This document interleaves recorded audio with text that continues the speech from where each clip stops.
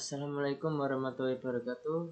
Nama saya Vicky Adibowo dari kelas akuntansi 1C dengan mata kuliah manajemen pengantar. Saya akan mempresentasikan tentang fungsi staffing. Yang pertama, staffing merupakan salah satu fungsi manajemen berupa penyusunan personalia pada organisasi sejak merekrut tenaga kerja. Pengembangannya sampai dengan usaha agar setiap tenaga petugas memberi daya guna maksimal kepada organisasi. Organizing dan staffing merupakan dua fungsi manajemen yang sangat erat hubungannya. Organizing yaitu berupa penyusunan wadah legal untuk menampung berbagai kegiatan yang harus dilaksanakan pada suatu organisasi.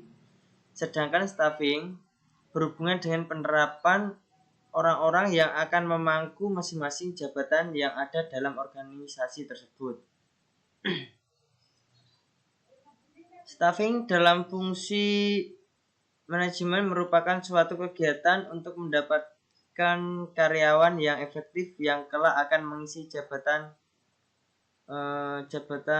yang kosong pada sebuah organisasi perusahaan, yang tujuannya adalah semua jabatan yang kosong tersebut dapat terisi sesuai dengan kemampuan dan tanggung jawab karyawan tersebut. Oke, selanjutnya penyusunan personalia.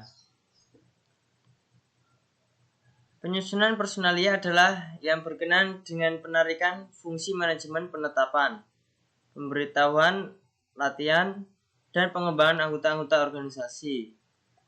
Kegiatan-kegiatan menyusun personalia sangat erat hubungannya dengan tugas-tugas kepemimpinan, motivasi, dan komunikasi, sehingga pembahasannya sering ditempatkan sebagai bagian dari fungsi pengarahan.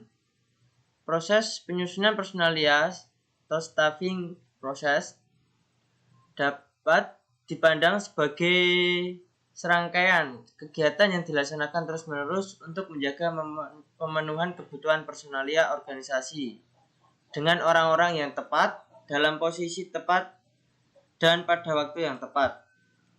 Fungsi ini dilaksanakan dalam dua tipe lingkungan yang berbeda. Pertama, lingkungan eksternal yang meliputi seluruh faktor di luar organisasi yang secara langsung atau tidak langsung mempengaruhinya.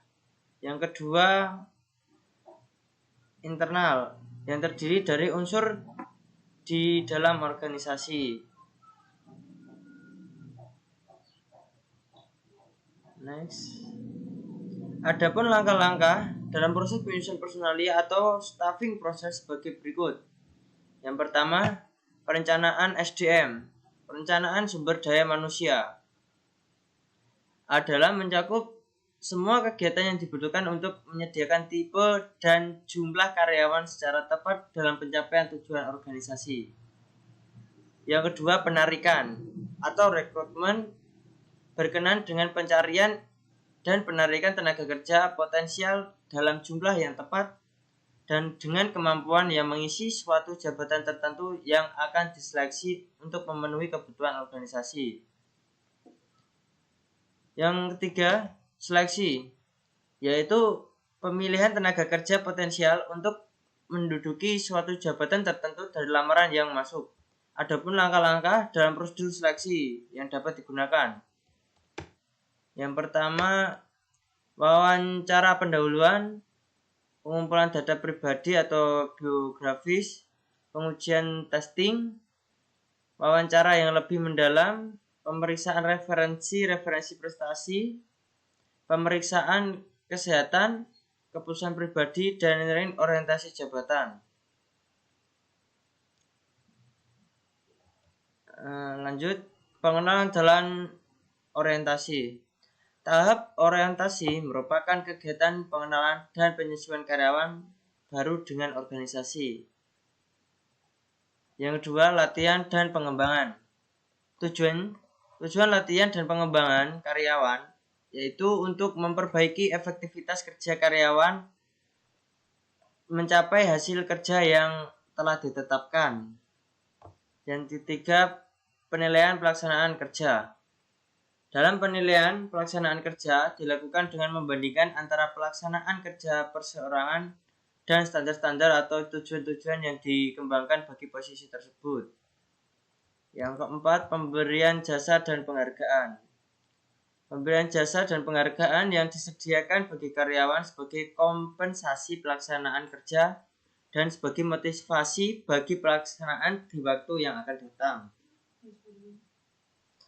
Yang kelima dan terakhir, perencanaan dalam pengembangan karir.